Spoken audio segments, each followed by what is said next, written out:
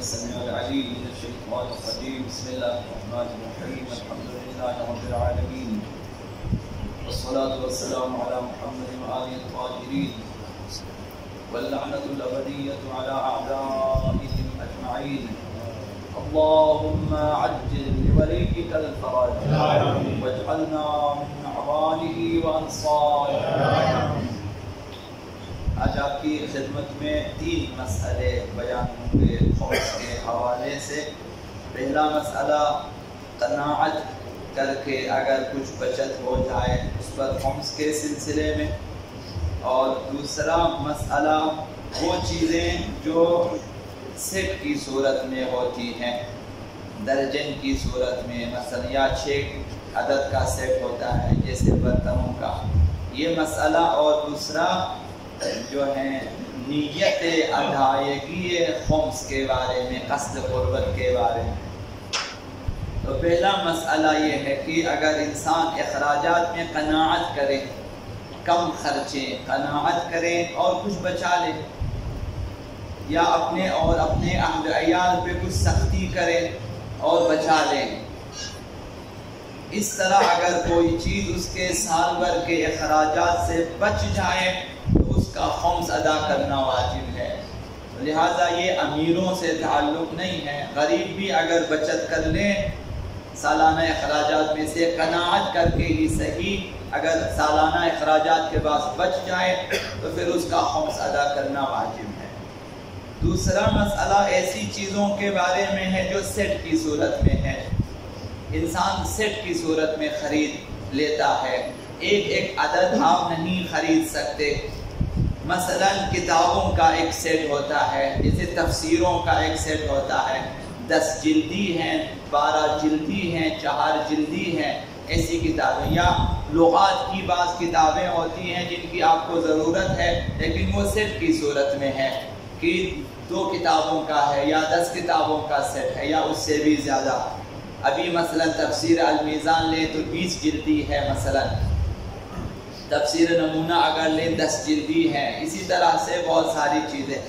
یا آپ برتنوں کا سیٹ خرید لیتے ہیں بازار سے، یا ٹی سیٹ ہے یا ڈنر سیٹ ہے، یہ چیزیں تو ان میں سے بعض استعمال ہوتی ہیں، سب استعمال نہیں ہوتی ہے. 1 جلد آپ نے پڑھ لیا ہے، باقی 10 جلدیں باقی ہے. برتنوں کا سیٹ آپ نے خرید لیا، اس میں سے 3-4 برتن آپ نے استعمال کیا، باقی ابھی تک استعمال نہیں ہوئی ہے. تو یہ چیزیں، تو لہٰذا اگر کچھ چیزیں ان میں سے استعمال ہو جائیں تو باقیوں پہ خمس نہیں ہے.